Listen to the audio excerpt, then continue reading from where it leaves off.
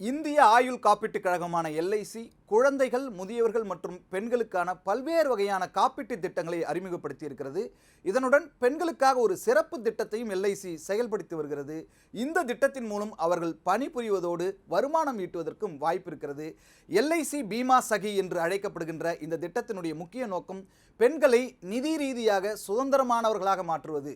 இந்த திட்டத்தில் இணைவதன் மூலம் பெண்கள் மாதம் குறைந்தபட்சம் 7,000 ரூபாய் ஊக்கத்தொகையை பெற முடியும் என்பது குறிப்பிடத்தக்கது.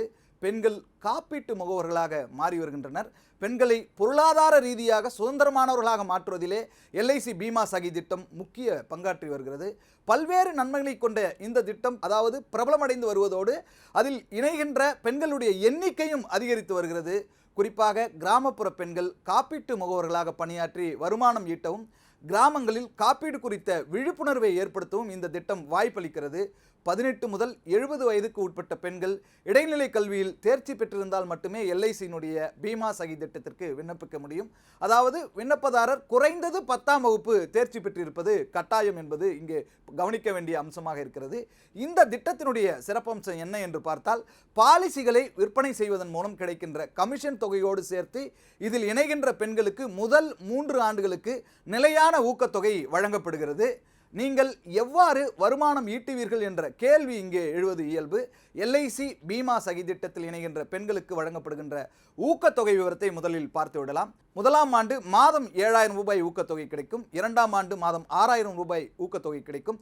3ஆம் ஆண்டு மாதம் 5,000 ரூபாய் ஊக்கத்தொகை கிடைக்கும். விற்பனைக்கான கமிஷன் தனியாக வழங்கப்படும். நிர்ணயிக்கப்பட்ட விற்பனை இலக்கை அடைந்தாலோ அதைவிட அதிகமாக விற்பனை செய்தாலோ கூடுதல் கமிஷனும் வழங்கப்படும்.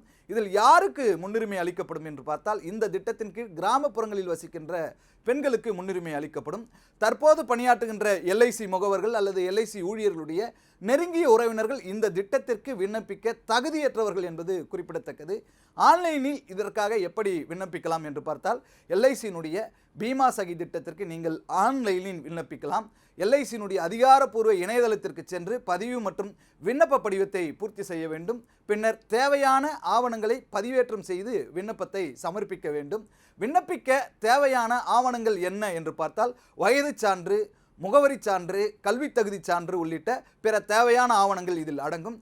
இந்த திட்டத்தின் மூலம் பெண்களுக்கு பயிற்சியும் வேலை வாய்ப்பும் கிடைப்பது மட்டுமின்றி கமிஷன் மற்றும் உதவித்தொகை என்கிற அந்த ஊக்கத்தொகை வாயிலாக தொடர்ச்சியான வருமானமும் கிடைக்கிறது என்பது முக்கியமானதாக பார்க்கப்படுகிறது.